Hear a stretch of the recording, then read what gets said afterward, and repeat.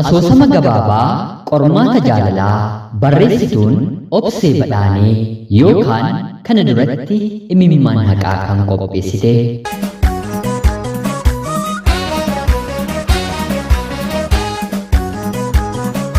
Yoyyaa shamaa akkam jirtu kabajamtootaaf hordoftoota qophii Oromiyaa 24 nagayaaf jaalalli tokkummaan bakka jirtan hundaatti hunda keessaniif haa ta'u jechaa guyyaa har'aallee gaaffii keessan yeroo dheeraa booda asoosama isiniif qabadheen dhiyaadheera.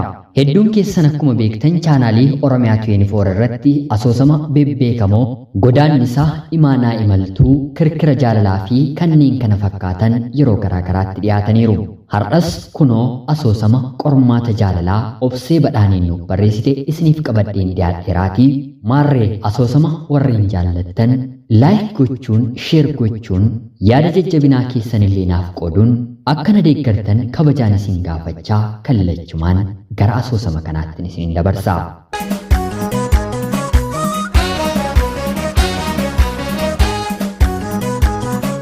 Qormaata jaalalaa.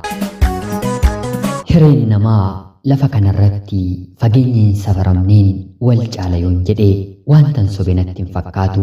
Maarree iddoo inni tokko otuu filatuu ijaan quufu inni kaan ammoo garaa duwwaatti yaadaaf dhiphinaan quufa. Yeroo inni dureessi ammayyummaa fi uffata ciccitaanii qaama isaa mul'isu faallaa isaa immoo kan waan uffatu iyyuu dhabee qorraa fi aduun ciccitaa uffata isaa keessaan bifa qaama isaa jijjiiru akka waan eebbifamee dhalatee gaafa inni tokko siree sadarkaa isaa eeggaturra ciisu faallaa isaa immoo namumti akka isaa akka waan sanyii abaarsaa ta'ee gaafa karaarra rafuu fageenya lafaaf samii fakkaatuun waliin caalaniire isa isinumaaf hin dhiisa. Kumaa jedhama godina Shawaa Lixaa aanaa Meettaa Roobii ganda baadiyyaashiitti harmeesaa adda galaanee fi abbaasaa obbo Dabalaarraa dhalate. Kumaan obboleettii dubaraa Siifan jedhamtus qaba. Maatiin kumaa garuu harka qalleeyyiidha. Harmeen isaa adda galaanee suphee dha'uu fi qoraan gara magaalaatti geessitee isaan jiraachisti. Magaalaa Shinootti dhihoo waan jiraataniif umriin kumaa barnootaaf akkuma gaheen mana barumsaa sadarkaa tokkoffaa garbii bultootti barnoota isaa eegale. Guyyaa gabaa harmeesaa meeshaa ishiin suphee irraa hojjettu gargaaruun waliin gara gabaa deemu. Guyyoota biraas qoraan gara magaalaa geessuun gurguranii ittiin jiraatu. Kumaan barnoota isaatti nama cimaadha.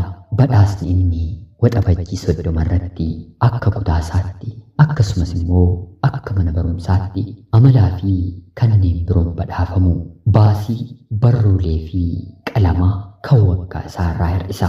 Haaluma kanaanis otoo jiraatanii kutaa 6ffaa gaheera. Obboleettiin isaa Siifanis kutaa 4ffaa barachaa jirti.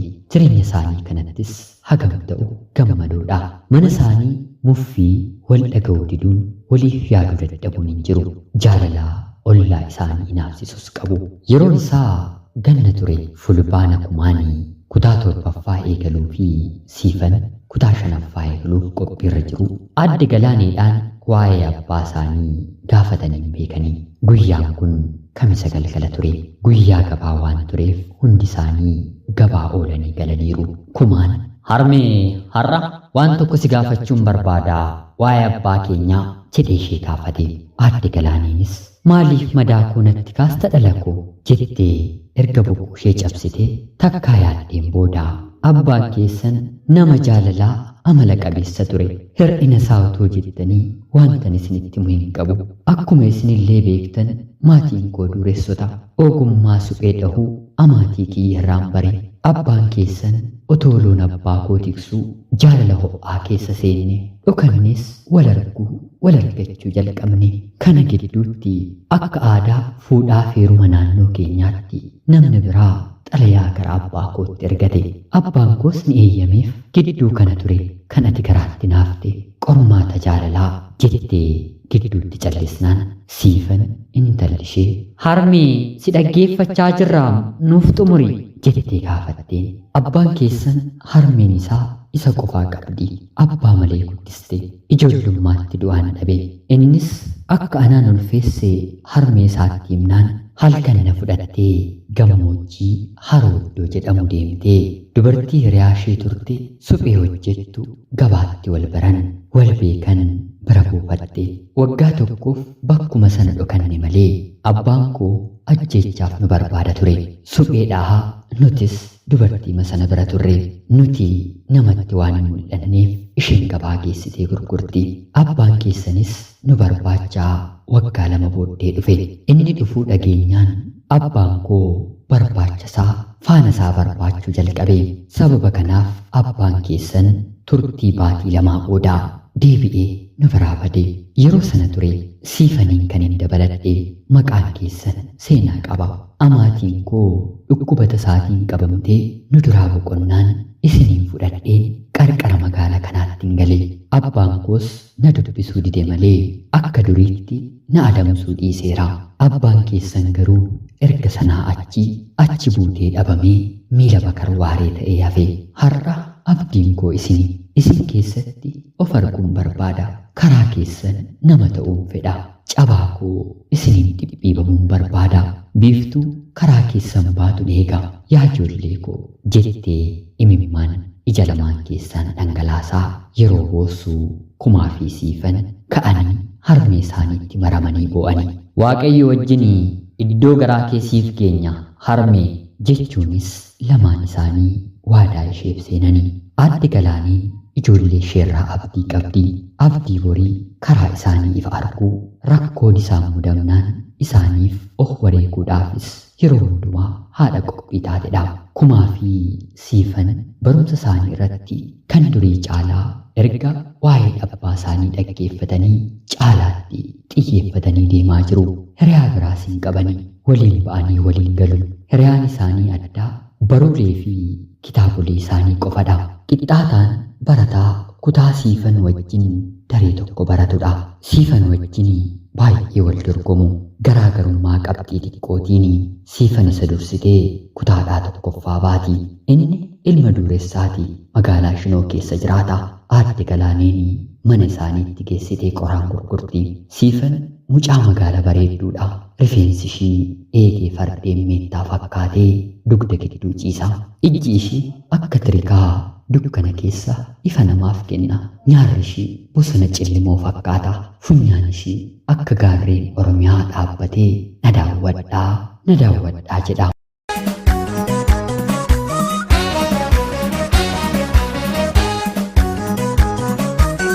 Miilli ishiis akka miilla gogorriiti. Akka leencaatti ejjetti. Yeroo deemtu akkuma xaafii meettaa yeroo birraa bubbeen bubbusee raasee waan fuudhee deemu fakkaatu. Siifan onnee namaa raastee fuutee lafa geessituutu namaan galu. Siifan ija namoota baay'ee keessa jiraattus qixxaataan garuu keessummaa kabajaa taasisee erga gara onnee isaa seensisee bubbuleera. Bara kana kumaan kutaa 12ffaa barata. Siifan kutaa 10ffaa geesseetti. Lamaan isaaniiyyuu qormaata biyyoolessaaf qophiirra jiru. Qixxaataan barnootaan qabsiisee siifanitti dhiyaatus dhukkuba isaa baasee itti machuun baay'ee itti cime. Dandeettiin barnoota isaas gadi bu'aa dhufe. Kutaa 9ffaatti 3ffaa bahe. Bara kana kutaa 10ffaatti seemisteera 1ffaa arfaffaa ba'uun isaa siifaniyyuu ajaa'ibsiise. Itti siqxees rakkoo isaa maal akka ta'e maaltu akka isa mudate gaafachuuf murteessite. Kanumaanis yeroo boqonnaa wajjin qo'achuu jalqabanii mana kitaabaa waliin deemu. Kun immoo qixxaataaf nagaa kennee yaada ishee fi gorsa ishii galmaan ga'uuf cimee dubbisuu eegale. Kanaan otoo jiraniis guyyaan lakkaa'ee yeroon qormaata biyyoolessaa geenyaan hundi isaanii qormaata xumuranii galanii. Aadde Galaaneen gaggeessaa kumaan gara yuunivarsiitiitti taasisuu waan itti amantuuf qophii eegalteetti. Kumaan harmee isaa fi siifaniin dhiisee deemuun si'oolitti deemuu fakkaachaa jira. Qixxaataaf ija isaa duraa siifaniin dhabuun nagaasaa waan galaanni gannaa nyaate fakkaata. Maatiin qixxaataa waa'ee mucaa isaanii wallaalanii yaadaan dhiphatu. Hundumtuu qormaata keessa yaadaan imalaa jiru. Guyyaan isaa dilbata ture. Qixxaataan siifaniin barbaadee arguun qaba jedhee murteessee manaa ba'e. Akkuma manaa ba'eenis harmee siifaniin argee itti siiqee yeroo laalu mana isaanii qoraan geessaa akka turte yaadate. Takkaa erga dhaabbatee nagaa gaafatees siifan mana jirtii kutaa tokko waliin barachaa turre kitaaba kanas isheefin fide jedhee afaan yotoon xumuriin siifan mana isaanii godoo jijjigduu sana keessaa gaditti baate. Aadde Galaaniinis kootu harkaa fudhadhu jettee manatti ol deebite. Erga kanaa siifanis maaliif dhuftee mana keenya maalitti barte kun immoo kitaaba maaliiti jettee gaaffii gara biraas itti fufuuf yeroo jettu qixxaataan nagaan hin dursuure jedhee gaaffii ishee afaanitti kute. Kitaaba asoosama kanaa akka dubbistuufan siif fide dubbisii xumurii deebi'een fudhadhaa jedhee itti laatee biraa deebi'ee. Qixxaataan dubbii hin baay'isu dhaggeeffachuu filata. Nama amala qabeessaa fi bifa toleessa ilmaatii shamarran magaalaa Shinoo qixxaataa baay'ee adamsu karaa ittiin kiyyoo isaanii keessa galfatan isaan keessaa mala kan hin dhoofne hin jiru. Ilma sooressaa qofaa waan ta'eef otoo hin taane bareedinni isaa jechaan illee kan ibsamu miti. Ilma ogummaan badhaadhedha. Siifan kitaaba isaa dubbistee xumurteetti. Kana duratti waa'ee qixxaataa yaaddee hin beektu. Erga guyyaa sanaa garuu qixxaataan fuuldura ishee dhaabbachuu eegale. Qormaanni biyyoolessaa deebi'ee jennaan kumaan ogummaa fayyaatiin yuunivarsiitii madda walaabuu deemi. Siifanii fi qixxaataan qabxii 4 fiduun gara qophaa'inaatti darbanii hariiroon isaaniis kan duraarraa baay'ee matti caalaa dhufeera. Kan isaan adda baasu yeroo gara manaatti galanii qofa. Yeroo boqonnaas waliin dubbisu. Mana kitaabaatiis hin dhibamanii. Garuu qixxaataan afaanii baasee gaaffii jaalalaa siifaniif dhiyeessuun baay'ee isatti ulfaate. Otuu akka hawwii isaatii ofiif beektee keessa isaaf hubattee turte. Garuu immoo kun hin danda'amu. Yaada garaa namaa kan beeku Waaqayyo uumaa qofaadha. Kumaan harmee isaa fi obboleettii isaatiin alatti jiraachuun waan hin danda'amne itti fakkaatus jireenya mooraa yuunivarsiitii dhamdhamuu eegaleera. Imaanaa harmeen isaatti laatte abjuu ishii milkeessuuf dhimma barumsa isaatti xiyyeeffatee deemaa jira. Kumaan maatii isaarraan kan hafe hiriyoota kooti kan jedhu nama biraa of biraa hin qabu. Obboleettii isaarraa fagaannaan garuu qaawuu kophummaa itti mul'ate. Guyyaa tokkos ciree nyaachuuf kaaffee seenee nyaata isaa fudhatee taa'uuf yeroo jedhu otoo hin yaadiin akka tasaa miilli isaa teessoo fuuldura isaatti bu'uun darbame. Mucaa Seenaa jedhamtu irratti shayii dhangalaase. Ijoolleen maddii jiranis kolfaan kaaffee ho'isanii. Kumaan garuu baay'ee rifate. Ija Seenaa keessa laalees dhiifamaa ittiin jedhee diinga'a. Seenaanis nama qunnamaa dhiifamarraa fi hirrifatiin taa'i jettee of bukkee teessiste.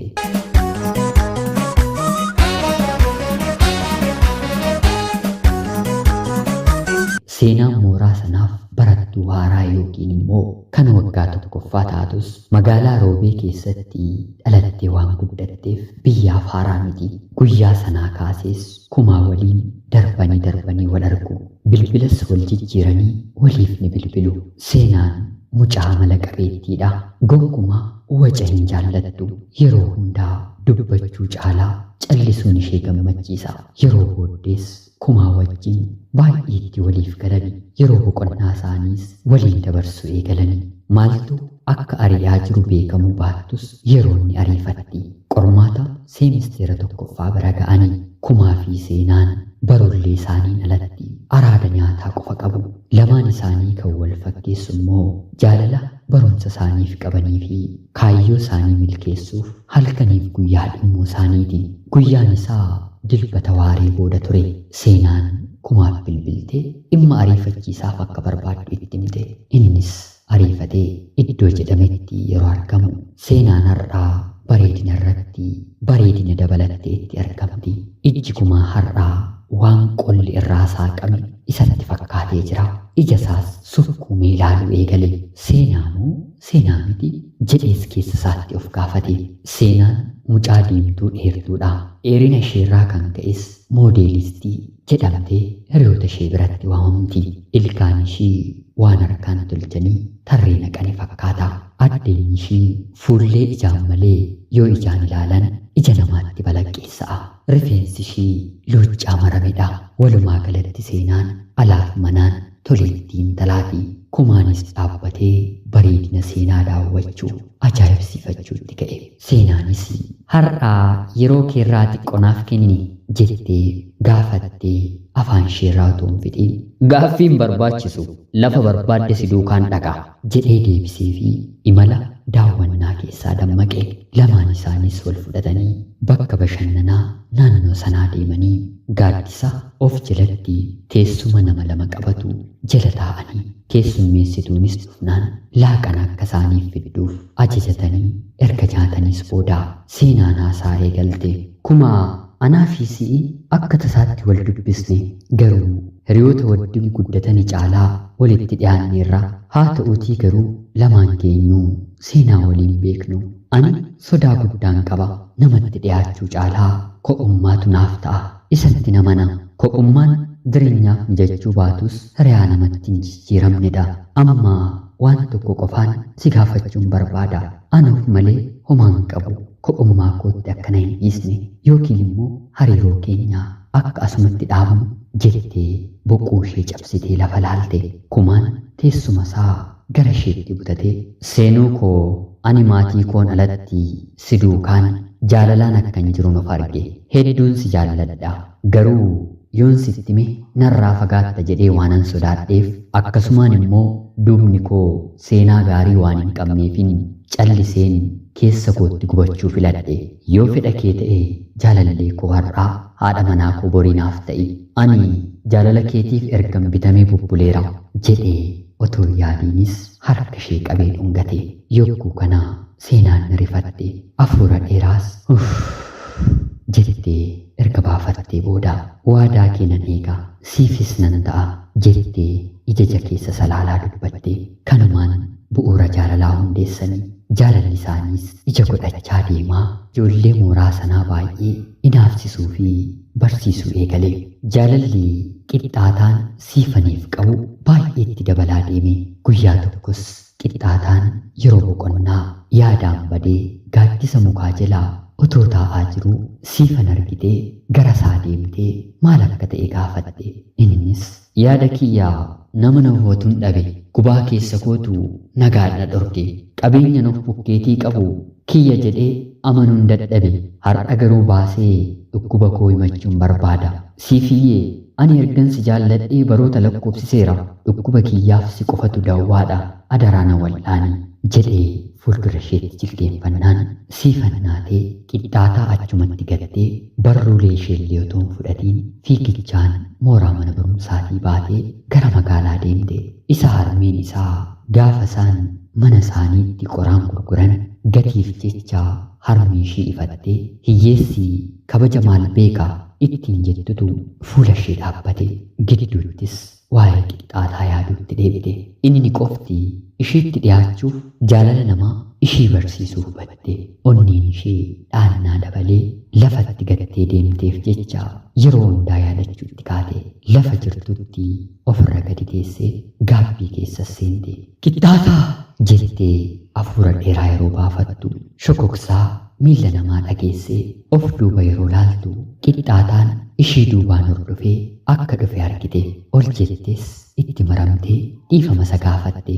Haasoo yeroo gabaabaa erga waliin taasisanii booda qixxaataan hanga manaatti gaggeessee biraa deebi'e. Jaalalli qixxaataa fi siifan oduu haaraa magaala Shinoo fi mana barumsaa sadarkaa lammaffaa ta'e. Dubbiin kun gurra abbaa qixxaataa obbo Caalaa biras ni ga'e.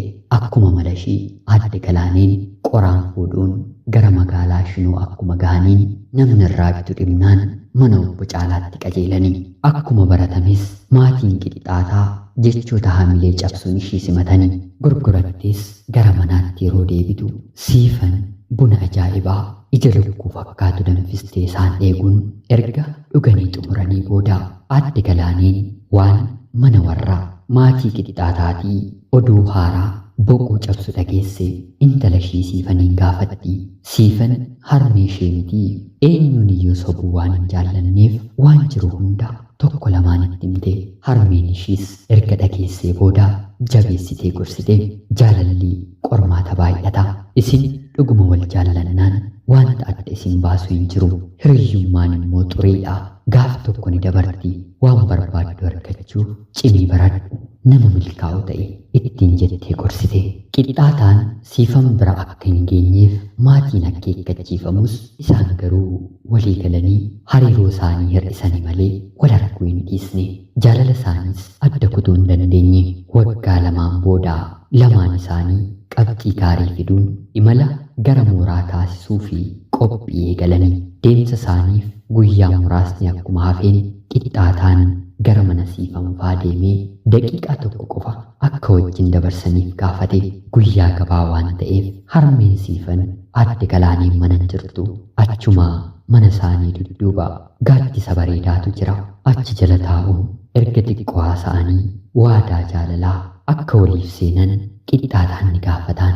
Siifanis jaalala hamaa keessa waan jirtu ni eeyyamtiif. Amartii morma isaarraa qabu baasee morma isheetti kaa'ee kana seenaaf kaa'adhu, gaafa miila narraa fageeffatte lafa kanatti na waamii naaf deebisi, kanammoo imala keetiif ittiin gargaarami jedhee maallaqa isaaf kenname irraa qoodee fi kenne.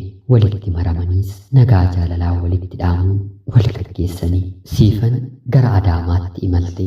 Qixxaataan immoo gara magaalaa Ambootti miilla isaa kaase. Lamaan isaanii kan wal fakkeessu ogummaa tokko barachuu isaaniiti. Siivil injinaringii baratu. Mooraa yuunivarsiitii erga seenaniis baay'ee waliif bilbilu. Waan maatiin erganiif irraa qixxaataan siifaniif ni qooda. Jaalala isaanii gidduu hanga kanaatti qilleensi hin galle. Maatiin qixxaataa garuu shakkii waan qabaniif irra deddeebiin ishiin fuudha jettee yaaddee ati ilma keenya miti jechuun akeekkachiisu. Sodaa maatii qabaatus qixxaataan jaalalli qabeenya irratti akka hin doofne waan amanuuf iddoo siifaniif qabu waan biraan xureessuuf hin yaadu. Jaalala ishiif ni amanama. Ofis eeggachaa jiraata. Haa ta'uutii garuu meetii mucaan jedhamtu ollaa qixxaataafaa yuunivarsiitii Amboo kan baratu tokkotu jira. Ijoollummaatii kaastee wajjin waan guddatteef qixxaataadhaan baay'ee matti jaallatti. Karaa ittiin siifan irraa adda baastu halkaniif guyyaa mala dhoofti. Ta'us garuu qixxaataan kiyyoo ishii hedduu bira darbeera. Shamarran biroorraas baay'ee of eeggata. Kun hundi garuu meetiidhaan xiiqii keessa waan galcheef karaa hiriyaa ishii fiilmii bareedaa irratti hojjechuuf qopheessite.